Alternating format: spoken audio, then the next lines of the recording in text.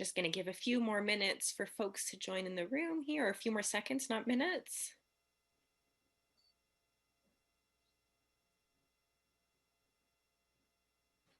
Okay, I think that sets us up. Thank you everybody for joining the press conference.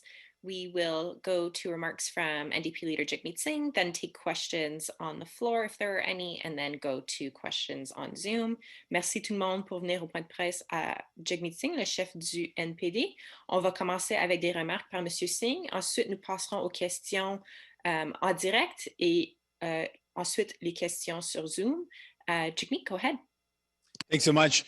I'm here. First of all, I want to give a huge thank you to all the members and the organizers here at UA Local 46 for the warm welcome. We're here meeting with some incredible apprentices. These are the workers of the future. These are young people who are training to get great jobs, but they also need to know that life will be affordable.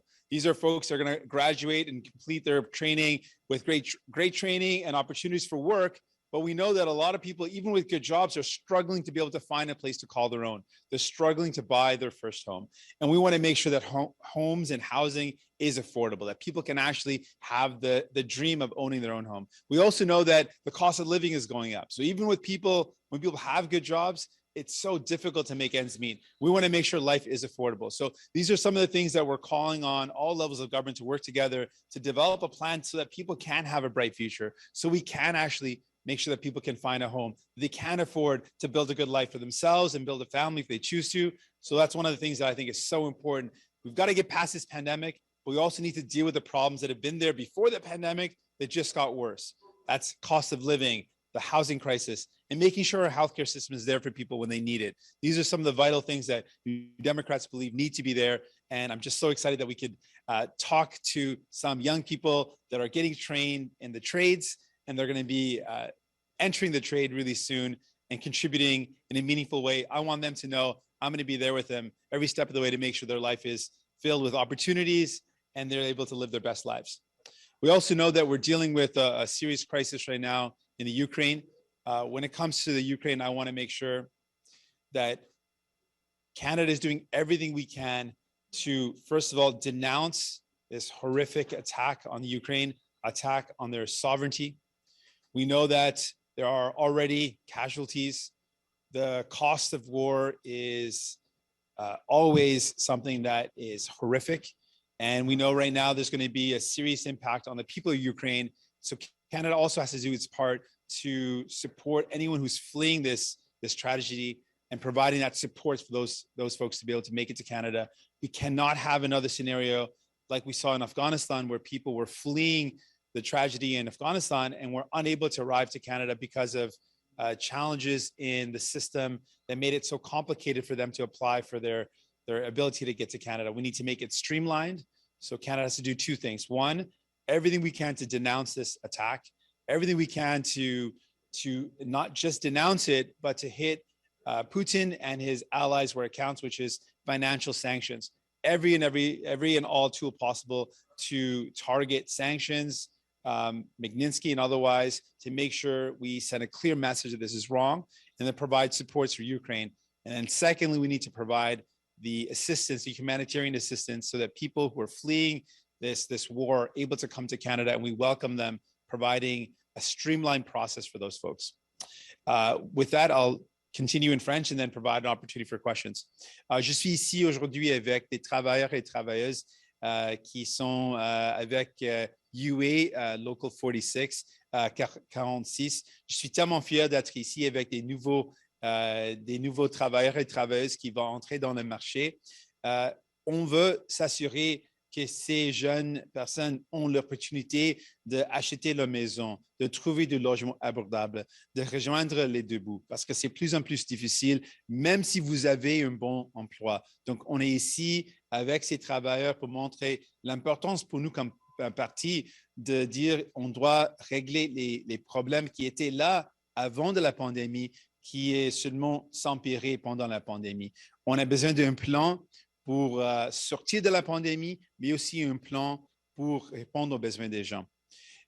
Deuxièmement, je sais qu'on doit parler de la crise. On a une crise horrifique qui se passe en Ukraine. on doit faire tout ce qu'on peut pour aider les gens en Ukraine. Et comme pays, on a quelques outils. Premièrement, ce qu'on doit faire, c'est d'avoir des sanctions sur Poutine et ses alliés pour dire clairement qu'on dénonce l'agression et les actes horrifiques qu'on voit à ce moment. La guerre a toujours un coût horrible et on doit faire tout ce qu'on peut pour aider les gens en Ukraine. Deuxièmement, on doit accueillir les gens qui partirent de ces guerres, qui sont en ce moment dans une situation horrible. On doit éviter ce que s'est passé avec l'Afghanistan où les gens ont essayé de partir du pays, mais ils n'ont eu pas les moyens d'arriver parce que le système était trop compliqué. Donc, on doit avoir un système simple pour accueillir les gens qui veulent quitter les pays dans ce moment terrible. Aussi, on doit mettre les sanctions sur les alliés de Poutine et Poutine aussi pour dénoncer ces actes. Merci. With that, I'm ready for any questions you might have. Thank you, Jagmeet. Merci, Jagmeet. We will go to questions on Zoom first. If you have a question, please use the function raise your hand. You will have one question and one follow-up.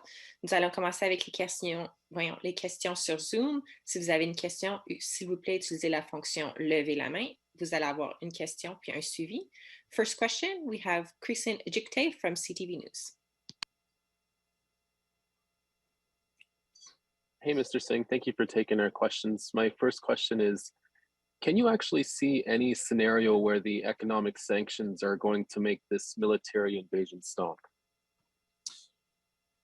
Right now, it's sad to say this is at a point where it's gone beyond sanctions, of course. This is an aggressive military campaign directly attacking the sovereignty of Ukraine and directly impacting people. So there needs to be an acknowledgement right now that people need support on the ground for sure.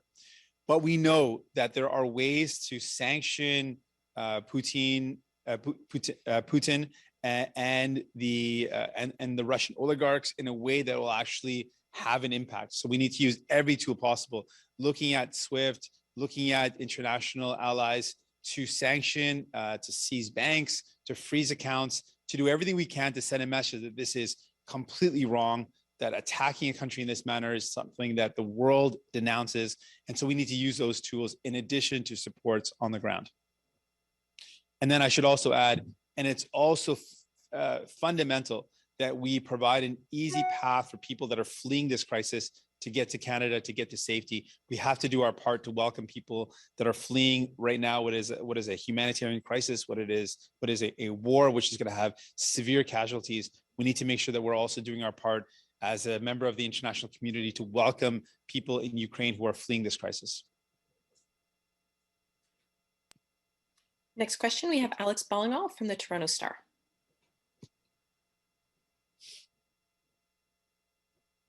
Oh, sorry, thanks very much for taking my question. Mr. Singh, you mentioned Canada needs to do everything it can, but you're only talking about economic sanctions. I'm assuming you're drawing the line at further, sending more weapons or as further sort of military, more like, I guess, lethal supports. It doesn't sound like you're calling for that. I just want to make sure that's clear. When it comes to what we should do as a country, we should focus on what we do best. We should welcome people that are fleeing this crisis. Canada can do that, has done that, and needs to do that in this circumstance. We do need to provide supports on the ground, but any decision around those supports has to be something that happens in Parliament. It's not something that can be done unilaterally. It has to involve a debate and discussion in Parliament around if we make a decision to send our troops into harm's way, that cannot be done without a debate in Parliament. But there are things that we can do. There are things that we know will work to send a clear message denouncing what's going on. We've got to take this very seriously, and we need to elevate the tools that we have in terms of sanctions, seizing assets, freezing bank accounts, work with the international communities. I know that President Biden is having a meeting around this. We need to do everything possible to denounce this, to send a clear message this is wrong, and we need to do what we can do best. And just as a follow-up, so you're talking about a plan, put a plan together to do better than Canada's done in Afghanistan with refugees in this crisis. Can you be a bit more specific about what exactly you would like to see maybe in the early hours of this conflict, of what Canada can do to make sure it can welcome refugees that might be fleeing this violence? One suggestion has been to provide an opportunity for people fleeing this violence in Ukraine to have no barrier, a visa-free access to getting to Canada, to get out of this crisis. One of the problems that we heard on the ground in Afghanistan from our own Canadian forces that wanted to help allies in Afghanistan who had put their lives at risk to support our troops was that the process to leave Afghanistan was very complicated. It required online forms and applying, something that people cannot do in a moment where the country is being overrun by Taliban. Similarly, in the midst of a war, the process for people to flee Ukraine cannot be one that requires online application forms and a lengthy process. It has to be one that recognizes the severity of the humanitarian crisis. And so one option would be visa-free travel, make sure that it's a streamlined process, that people can leave and get to Canada. We need to make sure we're doing our part at a minimum with the people that are fleeing this crisis to provide support. As a member of the international community, we've got a responsibility, and we should at least do that.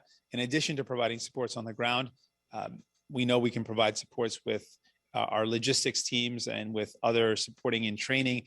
But right now, there's a crisis that's emergent, that's right now, and we need to be able to help people get out of Ukraine. Next question, we have Marie Wolf from the Canadian Press.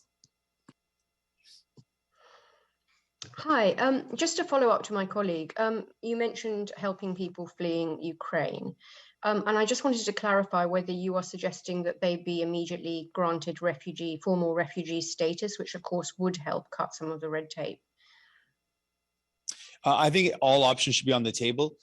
What we want to do is avoid what happened in Afghanistan, where people were unable to leave, and then the airports were shut down, and then people were stuck.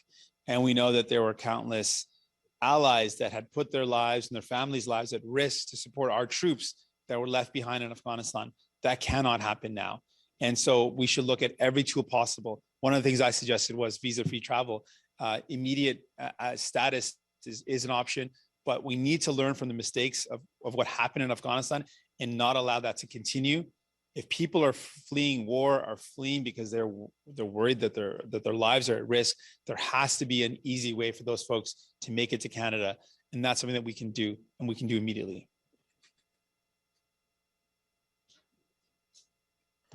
As a follow-up, I wondered whether you were concerned about people with dual Canadian-Ukrainian citizenship, of which there are many in Ukraine, and whether Canada should be taking action to help evacuate them. We've seen similar scenarios, problems where people were trapped in countries initially when the COVID lockdowns happened, and Canadian citizens, in fact, were unable to get back home. In this humanitarian crisis, in this war, we need to make sure that Canadians are able to get back home. And so we should absolutely look at opportunities that we can provide for safe evacuation of Canadian citizens that are in Ukraine. We need to make sure that we are doing everything possible to get people to safety, and that includes Ukrainians that are trying to leave a very serious crisis, and of course, Canadian citizens that need to get back home. I'm going to ask one more time if we have questions on Zoom to use the raise your hand function. Une dernière fois pour les gens sur Zoom si vous avez une question. Sinon, if not, we can go to the floor for questions, James. Okay, our questions on the floor.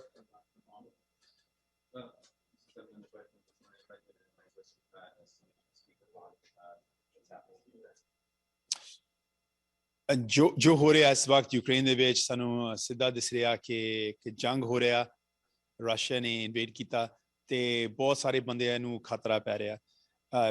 ਪਹਿਲੀ ਗੱਲ ਤਾਂ ਸਾਨੂੰ ਸਖਤ ਲਫ਼ਜ਼ਾਂ 'ਚ ਕਹਿਣਾ ਚਾਹੀਦਾ ਕਿ ਜੋ ਹੋ ਰਿਹਾ ਗਲਤ ਆ, ਕਿ ਜੋ ਰਸ਼ੀਆ ਕਰ ਰਿਹਾ ਬਿਲਕੁਲ ਹੀ ਗਲਤ ਆ।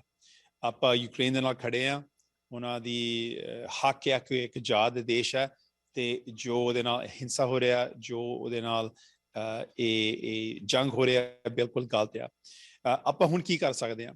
ਦੋ ਗੱਲਾਂ ਆਪਾਂ ਪੇਸ਼ ਕਰ ਰਹੇ ਹਾਂ, ਦੋ ਗੱਲਾਂ ਜੋ ਕੈਨੇਡਾ ਇਸ ਵਕਤ ਕਰ ਸਕਦੇ। ਇੱਕ ਤਾਂ ਆਪਾਂ ਸੈਂਕਸ਼ਨ ਲਾ ਸਕਦੇ ਹਾਂ ਬੜੇ ਸਖਤ ਪੁਟਿਨ ਤੇ ਉਹਨਾਂ ਦੇ ਜੋ ਸਾਥੀਆਂ ਤੇ, ਕਿ ਇਕਨੋਮਿਕ ਤੌਰ ਤੇ ਆਪਾਂ ਜਿੰਨਾ ਕੁ ਵੀ ਆਪਾਂ ਪ੍ਰੈਸ਼ਰ ਪਾ ਸਕਦੇ ਹਾਂ ਕਿ ਉਹਨੂੰ ਸਖਤ ਤਰੀਕੇ ਨਾਲ ਕਹਿਣਾ ਕਿ ਗਲਤ ਆ, ਉਹ ਇੱਕ ਜ਼ਰੂਰੀ ਗੱਲ ਆ।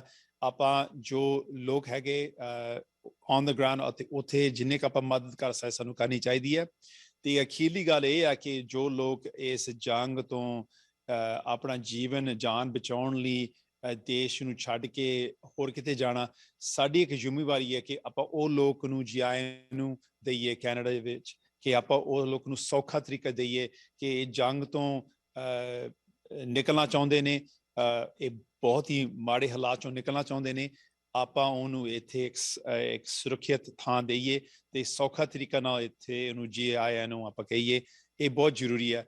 ਜੋ ਅਫਗਾਨਿਸਤਾਨ 'ਚ ਹੋਇਆ ਸੀਗਾ, ਆਪਾਂ ਦੇਖਿਆ ਕਿ ਬਹੁਤ ਸਾਰੇ ਲੋਕ ਜਿਨ੍ਹਾਂ ਨੇ ਸਾਡੇ ਫੌਜ ਦੀ ਮਦਦ ਕੀਤੀ ਆ ਉੱਥੇ ਫਸ ਗਏ ਸੀਗੇ ਕਿਉਂਕਿ ਤਰੀਕਾ ਬੜਾ ਮੁਸ਼ਕਲ ਸੀਗਾ ਇੱਥੇ ਆਉਣ ਨੂੰ। ਸੋ ਉਹ ਗੱਲ ਦਾ ਆਪਾਂ ਹੱਲ ਕਰੀਏ ਤਾਂ ਕਿ ਲੋਕ ਇੱਥੇ ਆ ਸਕਣ ਤੇ ਆਪਾਂ ਆਪਣੀ ਜ਼ਿੰਮੇਵਾਰੀ ਨਿਭਾ ਸਕੇ ਜੋ ਲੋਕਾਂ ਦੀ ਸੇਵਾ ਜਾਂ ਲੋਕਾਂ ਦੀ ਮਦਦ ਕਰਨ ਲਈ। I should have looked at your camera actually. Thanks. Okay. Okay. We have another follow-up from Alex. Alex, go ahead.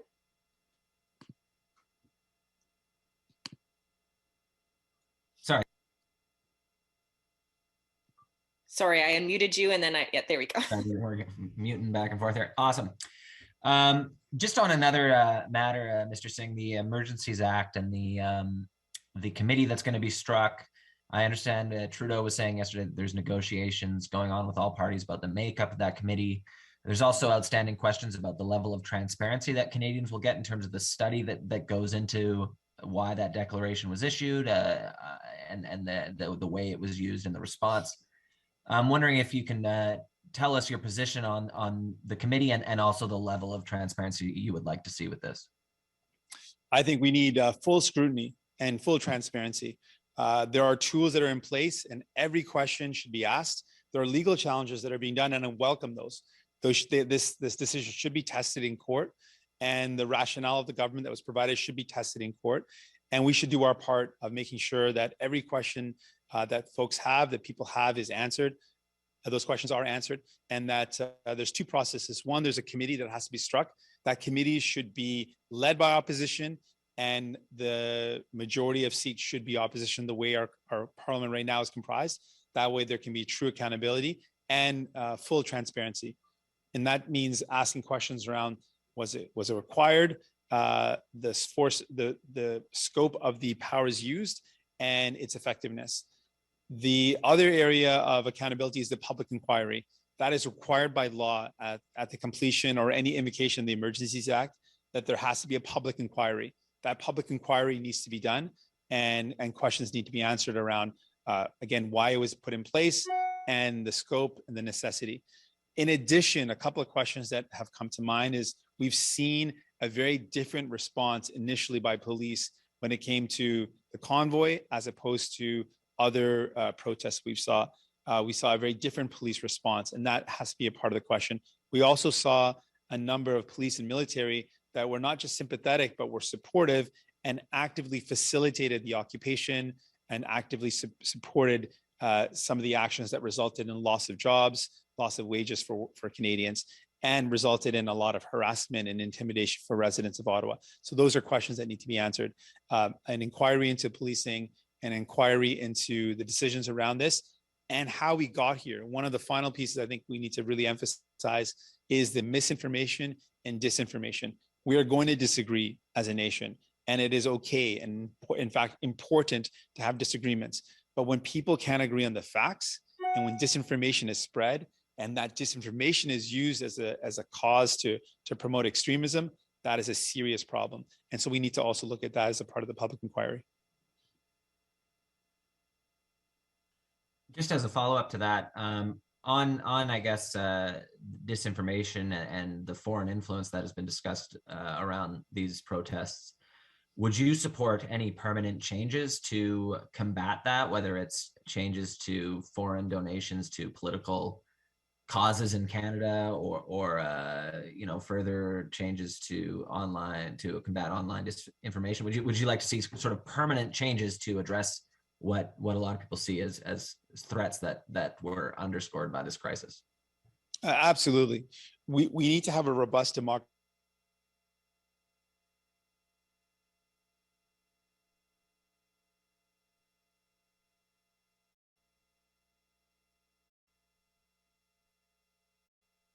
Laid this out and replace the elected officials with their own committee of their own choosing. And when that type of effort is funded with millions of dollars from the United States, it is a serious problem to our fundamental ability to be a democracy and to be a sovereign state. That should not happen.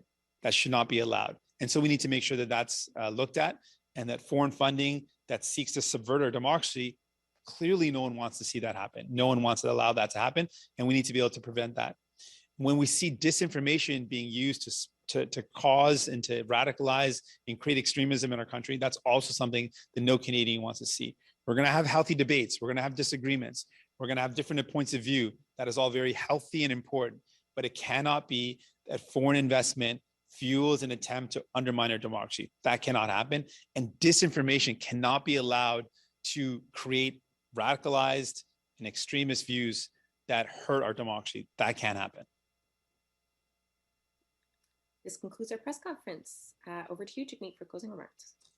Thanks so much. I appreciate the questions. And again, I want to thank the great folks here at UA Local 46 for the warm welcome and the opportunity to talk to workers and to talk about how we should build a plan to make sure these young workers and all workers have a bright future. Thank you. Merci.